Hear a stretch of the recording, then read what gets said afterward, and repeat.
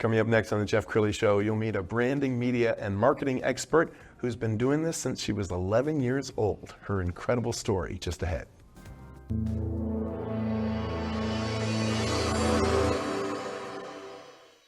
Many are predicting that the worst is yet to come, which is unfortunate, said one person here.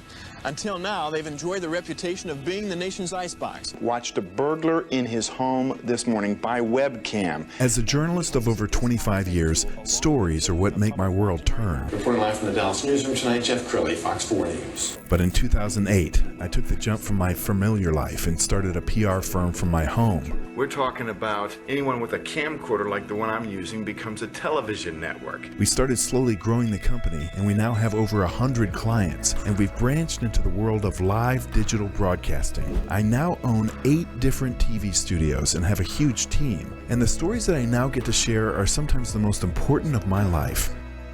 Life has a funny way of coming around full circle. This is the Jeff Crilley Show. Well, I have always been fascinated with the media, obviously, and branding and marketing. I now own a marketing firm.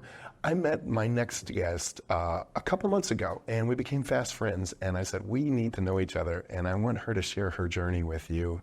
Lori McNeil is in the studio. Lori McNeil International is the name of the company. Thanks for coming on the show. Thank you for having me. Very cool. So you were telling me a story right before we went on the air that your journey as an entrepreneur began when you were 11? Yes. What happened? Yes. I actually took out my first bank loan when I was 11 years old to buy my first hot dog stand and all the equipment that went along with that for $3,500. And at 11 years old, that was a lot of money. Sure. I had no idea really how I was going to pay it back, but I put together the proposal the best way that I could. And I don't know if the bankers caught me, I caught them on a good day, or if they just wanted to support a young entrepreneur. But I was granted my first bank loan and started down this journey that I really had no idea, and I was learning as I went.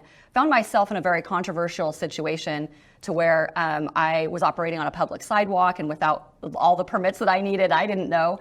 And I had the media come to my rescue and actually help me tell my story and support me as a young entrepreneur.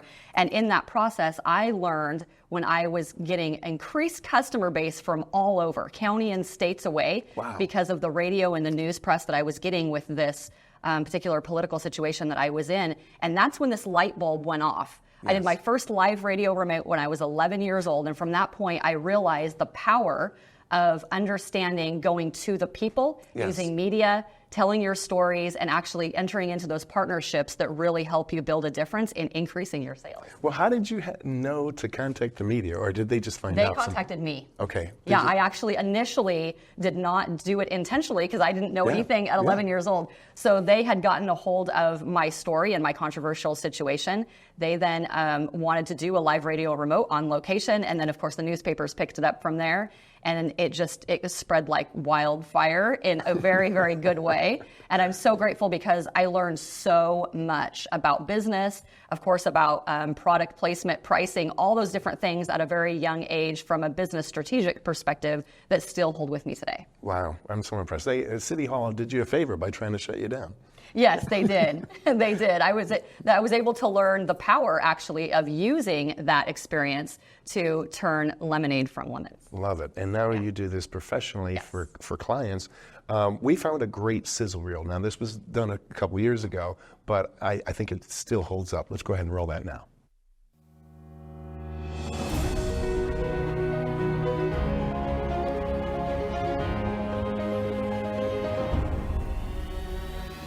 What I want you to understand and grasp fully is that you absolutely have to be clear in your vision, in your purpose.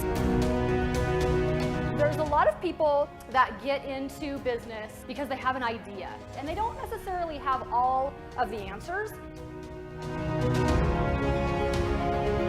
And what more business owners need to realize is that without taking the time to do this deeper foundational work, they're actually missing so many opportunities for growth and success. It's great that you want to be in business, but you need to have a bigger purpose and a bigger vision that drives you.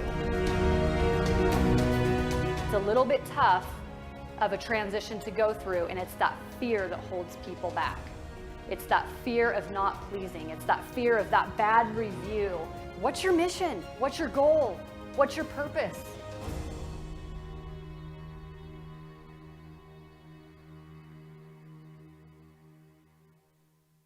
So I love branding experts who walk their talk, because pink is clearly a power color for you. How did you land on pink? Well, I actually did my own deeper dive and into the branding essence of everything that I am and the avatar of the client that I want to work with. And the interesting thing that I get asked all the time is, well, Lori, do you work only with females? Because pink is such kind of associated more or less with a lot of females. And the answer is no. When I did that deeper dive, I actually came up with a two-tone that is both magenta and fuchsia, and all of the psychology that goes along with that in order to really attract both males and females. Outstanding. Okay, tell me one of your favorite client stories. I have a lot, because I get the pleasure of working with some amazing people. But I actually was speaking at a big event in San Antonio, and I had a husband and wife team in the audience who came up to me afterwards and said, we have a chain of health centers and of biohacking centers, and we are missing some foundational pieces that we just heard you speaking about on stage. We really need to speak with you. So I met with them very quickly in the back of the room, and then we entered into a consulting relationship where we were drilling down into their messaging, into their client avatar, into all of the different branding visual components that they needed to really represent the brand that they were after. And it was a beautiful process. We worked very quickly because their grand opening was coming up, and they were kind of scrambling with some last minute pieces that needed to be in place. And that brand that I helped them develop is now across currently 10 different biohacking health centers, and they attribute working with me as the foundational component to really hit their whole brand as a home run, and I am honored. What does that feel like to see your work, on the front of a building? It was an amazing process because I love what I do. But when they actually did their grand opening and I saw the video and the photo of the visual identities that I created with them, not just for them, but with them, they were very engaged in the process. It was pretty cool. There really isn't any other way to describe it. There's that feeling that you can't replicate in any other way when you see across the chain, across the United States, where my branding, my work, my passion comes through and helping someone else accomplish their goals. Sure. We were talking just before the show about brands that we all love. A giant M is McDonald's, a swoosh is Nike. Some of these brands have become so iconic, and you and I are both fans of the Amazon brand. Let's go ahead and put that up on the screen and talk about why you love it. I teach the power and the simplicity of it. And one of the reasons why I love the Amazon brand is just that it's so powerful. It communicates such a strong message, but it's so simple. One of the biggest mistakes that people make is overcomplicating their logos and their branding assets and trying to do a visual dump, I call it, and just try to put everything, under the sun into visual identities. And they're really complicating and not reaching their ideal client in the way that they could. And they really need to do a deeper dive on the psychological level of what their brand represents, but not necessarily put everything into it. So the Amazon logo really represents that, that arrow, that swiftness, that, getting from A to Z, and it communicates so simply but so powerfully what they actually represent, and that's one of the reasons I love it. Yeah, I keep running into people who didn't really recognize that the A connects to the Z. We're also both fans of FedEx, so let's go ahead and put that up on the screen. People don't often see the arrow. Yeah, the arrow that is hidden between the E and the X is so powerful, and again, communicates that expediency and that reliability, the deliverable, everything about that. The other thing that I really like about this that a lot of people don't necessarily catch is the spoon that's in the base of the E. And to me, that represents that they are literally feeding you the information and the things that you need in the time frame that you would expect.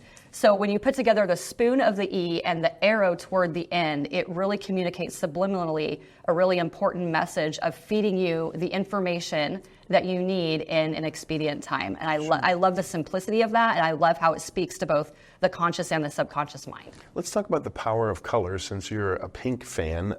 I know that if you're a conservative law firm, you got to be careful about what colors you use. You can't have alarming colors, right? You don't want to look like an ambulance chaser. So if you were consulting, say, a law firm, what kind of advice would you be giving them? For a law firm specifically, and there's so many different nuances that you do a deeper dive because you want people to connect to you personally as a person in that relationship that's so important. So there's kind of the generic industry, aspect of it, and then there's the individual brand of who you are, who you serve, and the problem that you solve as an individual. So just generically, there's a lot of colors like blue, and I know that you're a fan of blue. Sure. The blue that represents kind of that loyalty, that trustability. A lot of people also think of law enforcement is a lot in blue because there's a lot of the similar components when you think of people that you trust with information and with very private, information with a lawyer. So you think of things, the colors that speak subconsciously to the loyalty, the trustability, the security, all of those different things. And I think that there's a lot of similarities in that way as far as attorneys and in that particular industry. But then within that, there's the branding essence of who you are that also needs to come out. And so that's why in this day and age, you might see people doing things a little bit differently that kind of set them apart from, say, other lawyers. What is it within yourself and your own branding essence that sets you apart from other lawyers? And then there's those more or less icons. So for some people, it might be, like I know a lawyer, for instance, his icon is he always has sunglasses. He always either has them on his head or around his neck or in some way, and people just know who he is and the fact that his personality is coming across in that way. So he's very professional, but he has a little bit of a flair of his own personality and how he shows up, and you never see him without sunglasses in a photo or in any way because people just know that he's relatable. Yes. And so it kind of brings it down from this serious, perspective down to this relatable, personality. And so he does a really good job of branding himself in that way. Sure. Let's pull up your website because, as I said, you walk the talk. As you dissect your own website, what are some things that you're noticing about it, and why did you design it the way you did? I designed it the way that I did, of course, to stay on brand with my overall colors, but that really speaks to that client that is both male and female in that. And so there's the colors and the design within it that I use called a Z pattern in everything that I do. So whether that's me designing a graphic for somebody or a website or whatever it is, there's the psychological component that goes from upper left in a Z pattern to bottom right.